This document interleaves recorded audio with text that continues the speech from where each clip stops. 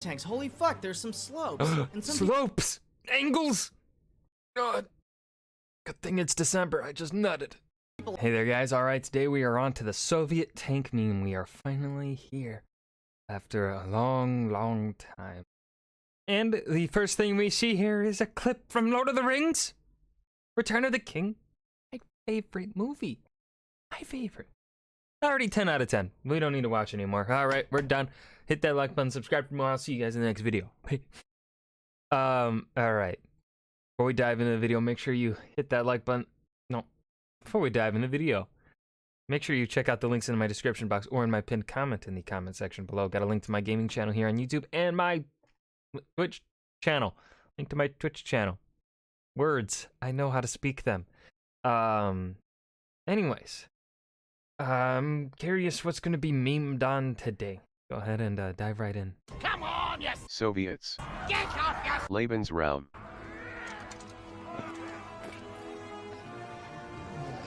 That's plenty for the both of us. May the best Tank. win.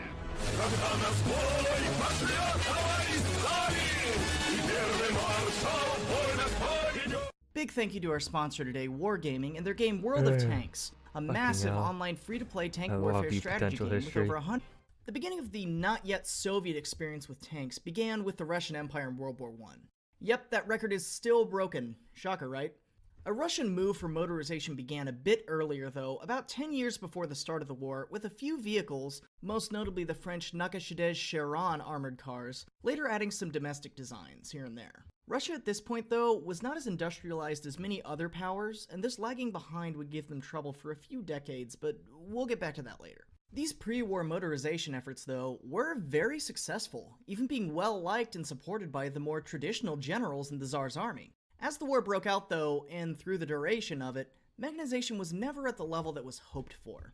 As tanks debuted mid to late war, Russia, like many of the powers, experimented with their own domestic designs, ranging from your basic World War I okay to bad to what the fuck is that, to out-of-the-box horrendous designs. The Tsar tank is beautiful. I will hear no slander. Potential history. No slander. Gorgeous. Most beautiful tank ever made. Though even early on, you begin to see how differences in Russia's Big Death Tricycle. Damn right it is. And it's gorgeous. needs that are imposed It'll roll across the steps and the enemy won't be able to stop it. by Damn its right. terrain influence vehicle design, something that A broad generalization. Capable designs that, because they are based on foreign models, can be quickly built by the state as it shifts into being more industrialized. Crude but functional and can arm the military at a rapid pace. Designed by Soviet engineers, made with features such as wide tracks and lower profiles better suited for the terrain of Western Russia. Able to be mass-produced quickly and efficiently to replace older models. Easily simplified during wartime and upgraded to stay relevant as the war goes on. Also crude but very functional and made with the type of war they are fighting in mind. Low, sleek profile ID. Well, my face is covering this next one, but it's right there. Right there. That's the type. Can't see it, but it's right there. Anyway, low, sleek profile ideal for offensive operations Eastern Europe and beyond into the west of the Cold War. Beyond into the west of as the Cold War escalated. Expected to be made in high numbers, specialized to various extents in line with Soviet operational strategy. Easy to repair. that I think will be a theme going on, and something first highlighted, at least in my opinion, of the Tsar tank. What a twist! I've already done a video specifically on this, and I'll link it on screen, but the Tsar tank is the first of what will become many examples of a vehicle that makes absolutely no sense on the Western Front, but may have proven at least somewhat useful on the vast flat steppes of Russia if implemented. This is definitely a very out-there design, and its usefulness in general is questionable. It is up there with Bob Semple tank. But a high-position mobile machine gun nest able to move around with a good bit of ease on flat, frozen Russian earth does actually somewhat stand to reason. And keep this idea of specific Eastern needs in mind as we move along in the video. The first models of what you would picture as traditional World War I tanks showed up in the form of Lend-Lease to the White Army and tanks brought in by the invading foreign powers that made it to the Red Army as captures. The first Russian production tank was what a lot of other powers did post-World War I, basically a copy of the FT in the form of the T-18 or MS-1 light tank. After the end of the Russian Civil War and wars with Poland, industrialization began, and with this, so did more tank production. The use of foreign tanks by the interventionist forces made the Red Army feel it needed to be ready to fight these types of forces from across the globe, and made domestic tank forces a very important part, in their view, of future warfare to defend the Soviet Union. And this began with other foreign models being imported and copied with some changes by the Soviets expanding their arsenal, including the Vickers 6-tonner becoming the T-26, that itself had a lot of additional variants built, as well as the BT or Fast Tank series of vehicles that were based off an American design by J. Walter Christie, which I've also touched on in another video. The BTs were a somewhat strange but rather revolutionary design, using the eventually very widely used suspension system that Christie came up with,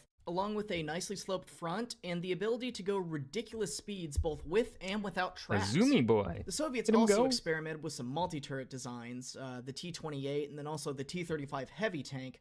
The vehicles were Oh, the paired with the original T-35. Soviet Love it. thinking of deep battle, spearheaded None of these tanks can still compare to the Tsar tank, though. by a few Soviet commanders, most notably Tukhachevsky. And it was in the latter half of the decade that they could finally be put into the test. Soviet tank divisions at Nomonhan delivered a crushing victory to the Japanese, stopping the IJA's northern turn and keeping them out of Mongolia, after a less than promising performance in the Spanish Civil War in the years prior. Although their failure there was determined to be more because of Spanish usage than the vehicles themselves. Cracks began to show, though, in the Polish campaign, where coordination between different parts of the army was often poor, leading to unsupported tank attacks in certain points, and an overall very average performance from the Red Army. You've got to coordinate. These problems would come to a head in the Winter War, where a poorly executed, overly complicated plan, combined with even more failures to coordinate, led to an embarrassing campaign for the Soviets in terrain where tanks were not able to maneuver very well and got bogged down very easily. And along with some poor performance from vehicles, as they were starting to show their age now, a good portion of this can be blamed on some inept commanders promoted into the power vacuum left in the army after the purges that claimed many promising Red Army commanders, including Tukhachevsky. In the few years leading up to, and while these conflicts were playing themselves out, newer models of Soviet tanks were being developed and first coming online at the tail end of the Send him to what's left of the fighting to give him a real testicle. What? Stalin, what? Winter War, including the KV series, Laugh. 1 and 2, Okay. that would serve as breakthrough and bunker buster tanks respectively, replacing the T-26 in the infantry support role, and beating out the SMK and T-100 tanks They look very similar. The big visual differences at a glance are the turret shapes and road wheel size. for the spot. The Soviets just couldn't let those multi-turrets go. Along I'll with be with the you one evolution day. of the BT series, the T-34, that in its development had become a kind of universal tank concept. These tanks became the focus point in the reorganization and modernization of the Red Army, as one of the lessons learned from these conflicts was that heavier, more modern vehicles will be needed. And these changes would end up being exactly what the Soviet Union needed for its military at the time. However, as these changes began to take effect, and these newer models began to come online, a rather significant emotional event would take place.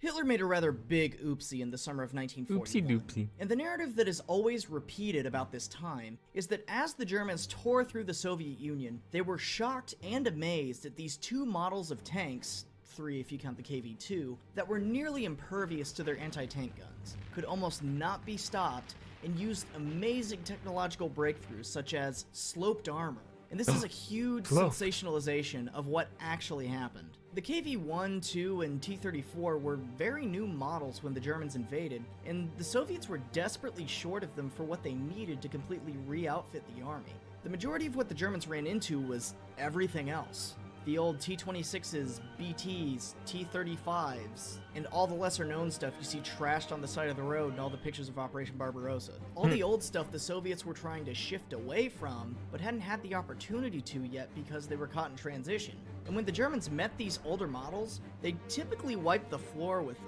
The old problem with poor coordination had not gone away, and there were still lots of unsupported attacks by these outdated tanks that fell prey to the Germans. When T-34s and KVs were met, it certainly was this big emotional event, Oh, balls. especially in the beginning when they hadn't quite gotten their heads around how to kill the things yet. But this was rare. And the early designs, specifically the T-34, were not quite as amazing and war-winning as they would eventually become.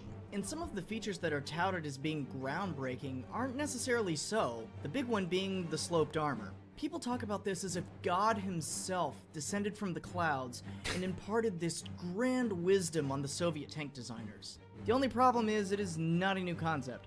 Check a look. This tank has sloped armor.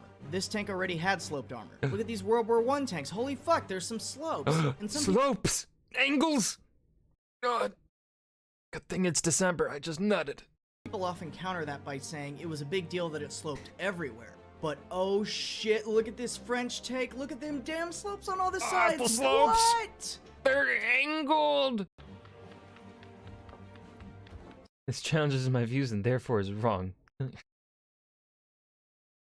Yeah. So sloped armor was known about before this, even sloping on all sides. It was just very That is rare and YouTube. something designers didn't necessarily take advantage of all the time, because it cuts the internal space down of the vehicle by a lot, especially on the sides, where you make the turret ring have to be smaller, and you really limit how big your turret can be. So this wasn't an ancient secret protected by the monks that only the Soviets found out. Like everything else, it comes with ups and downs. That being said, the trade-off was very much worth it for what the T-34 was, but it did make for one hell of a cramped interior.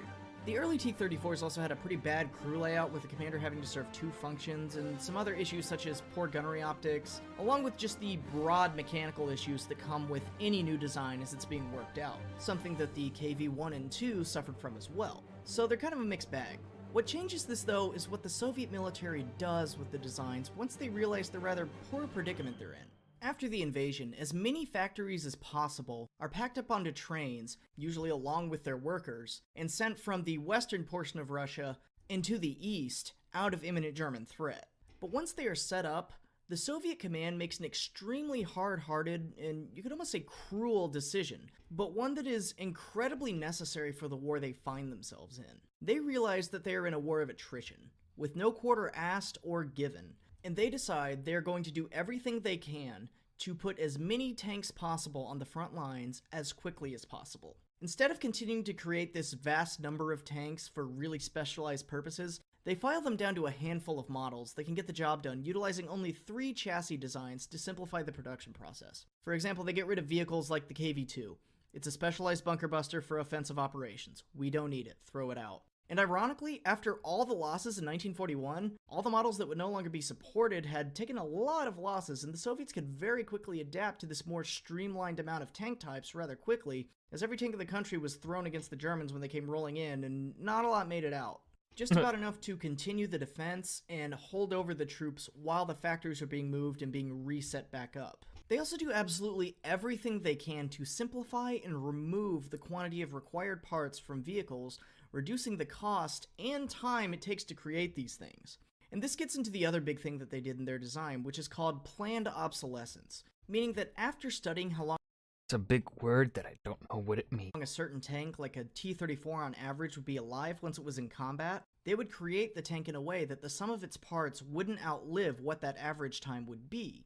So you're not going to put any fantastic, never going to break, will always run no matter what the condition engine into a T-34, because it'll probably have been totaled in one way or another long before the engine runs out. And all the time and effort put into that engine to make it run so well would just be wasted time. And as kind of brutal as this decision is, it makes it to where the Soviets are producing tanks at ridiculous levels, that they are just completely overwhelming the Germans, who have decided to do the exact opposite and take these incredibly complex, well-built to run forever, retiree car-esque tanks into the field that are going to get destroyed just as fast as the Soviet vehicles are. It's an attritional war. Don't take what you can't afford to lose, or something that its loss will significantly reduce your ability to fight to it.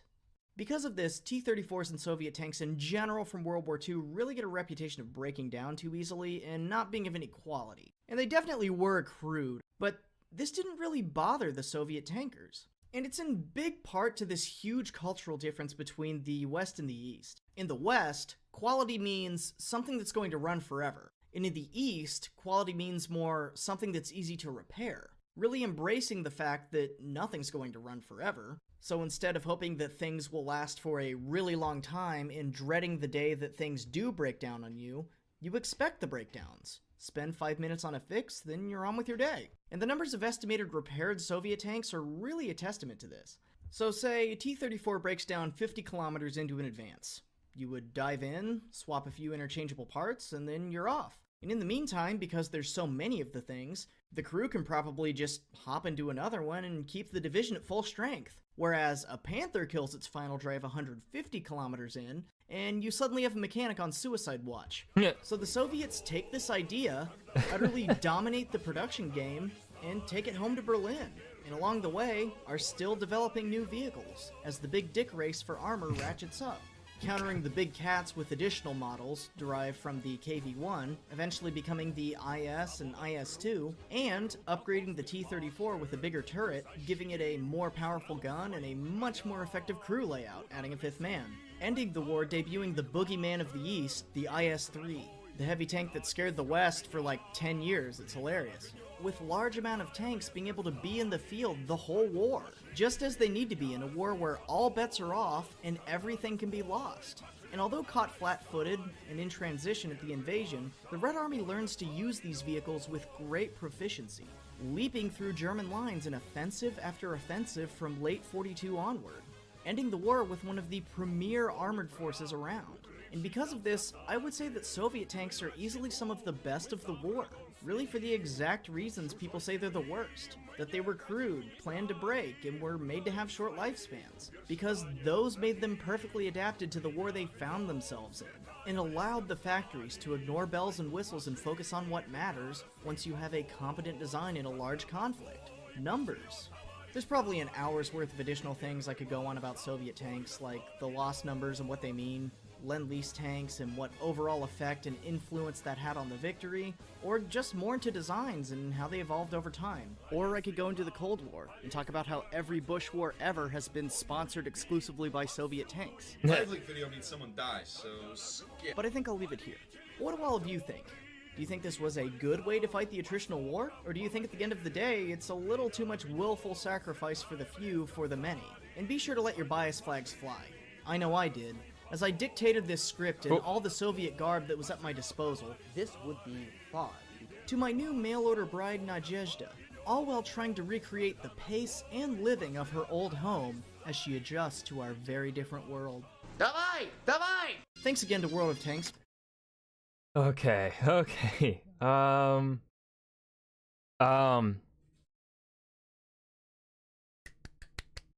I agree entirely with potential history as always. Like,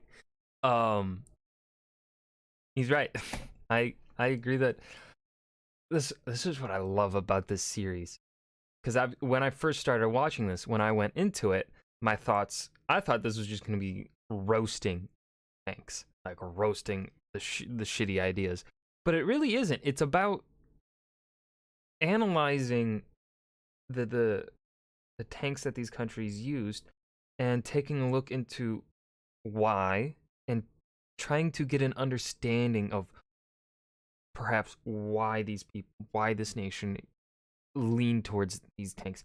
Obviously, lots of insults were thrown towards the German tanks because the German tanks focused on, as he said, quality, and they wanted to make sure that they were always making things more complicated. They weren't streamlining the process, which is what hurt them in their war effort massively.